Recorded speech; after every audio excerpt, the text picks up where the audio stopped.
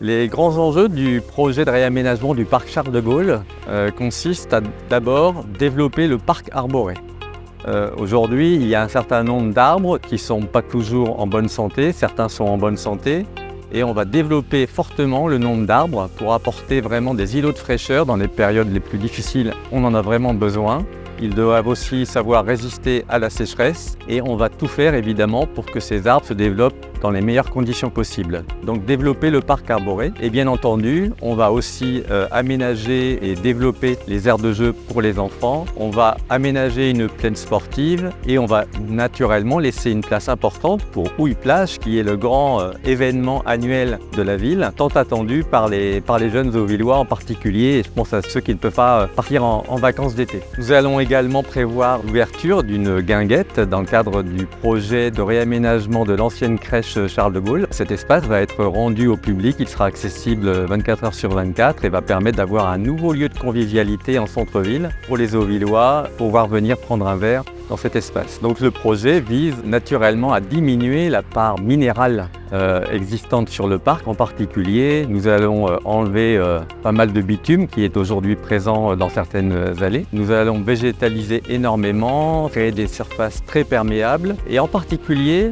toute la zone arborée va être aménagée avec une pente de 2% qui va favoriser le ruissellement vers les zones arborées. Donc un grand changement dans ce parc Charles de Gaulle. La partie arborée du parc est constituée aujourd'hui de 93 marronniers, des poiriers de Chine, des érables sycomores, des érables planes. Nous avons aussi quelques ifs et quelques autres variétés, quelques bouleaux et il y a quand même aussi de très nombreux beaux tilleuls. Ce parc-là va évoluer grâce à deux grandes actions. Nous allons d'abord planter 126 arbres de haute tige. Alors ces arbres de haute tige ont vocation à devenir des arbres de taille importante. Ils vont être rassemblés par 2 ou 3 au minimum. À cette occasion, nous allons installer des nouvelles essences adaptées au changement climatique. On a par exemple le févier d'Amérique, le micocoulier de Provence, le frêne du Midi, le noyer du Caucase et bien d'autres encore qui viendront augmenter la biodiversité arborée du parc et ça sera aussi très intéressant d'ailleurs pour la biodiversité,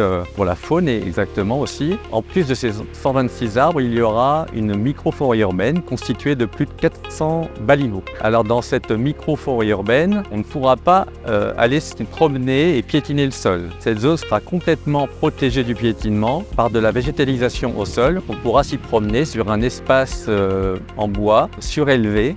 On pourra même s'y reposer parce qu'il y aura quelques endroits où on pourra avoir des sièges de repos, mais on ne pourra pas piétiner cet endroit-là. Il devra rester vraiment vierge de tout piétinement. Contrairement à de nombreux arbres déjà plantés dans le parc, les nouveaux arbres ne seront pas étêtés et lagués. Ils pourront vraiment se développer sans contrainte, un peu comme le tilleul qui se trouve dans la plaine sportive, qui est aujourd'hui protégé d'ailleurs par le nouveau PLU. Alors comment vont les arbres actuellement dans le parc? Comme je le disais, il y a plus de 90 marronniers. Et les marronniers en Île-de-France sont tous malades, pas seulement à Houille, il y a la mineuse du marronnier en particulier qui touche toute l'Île-de-France. C'est une chenille qui mange les feuilles des marronniers.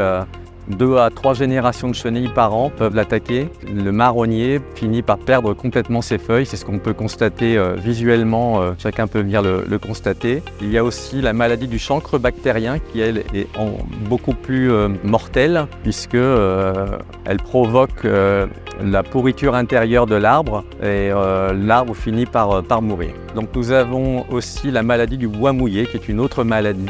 Comme le chancre bactérien, ces deux maladies se développent surtout quand un marronnier se développe dans des conditions difficiles, un sol très compacté. Et nous sommes justement là, à cet endroit, sur un sol qui est très compacté par les événements qui se tiennent depuis des années et des années dans le parc. L'eau ne s'infiltre plus. D'ailleurs, chacun peut constater qu'il y a des grandes flaques d'eau derrière moi quand il y a des fortes pluies. Et il faut absolument qu'on revoie ce sol pour pouvoir faire des plantations. Les marronniers marronniers subissent ce stress hydrique, cette asphyxie du système racinaire depuis des années. Voilà pourquoi ils finissent par perdre leurs feuilles chaque année de plus en plus tôt. Il faut bien avoir en tête que dès le mois de juillet, les marronniers prennent leur couleur d'automne et petit à petit les feuilles tombent. Nous enlevons des bennes et des bennes de feuilles tous les mois, même plusieurs fois par mois dans le parc Charles de Gaulle. Alors est-ce que les marronniers jouent un rôle d'îlot de fraîcheur et de captation de CO2 dans ces conditions? Bien sûr que non. Chacun peut constater que le soleil passe à travers les branches, donc l'îlot de fraîcheur ne fonctionne pas. La captation de CO2 non plus, il n'y a plus de feuilles. Et donc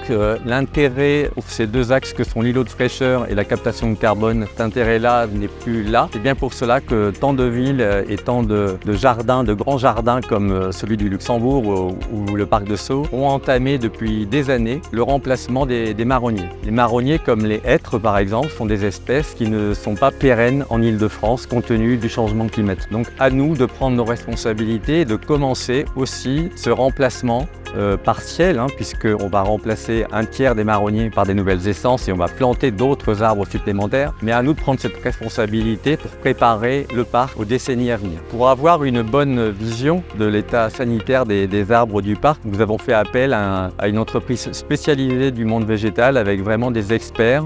Donc la société s'appelle Phytoconseil. Cela nous a beaucoup aidé à repérer justement les arbres qui étaient vraiment en difficulté, les différentes maladies. J'avoue que j'ai appris beaucoup en regardant l'état phytosanitaire produit par cette entreprise.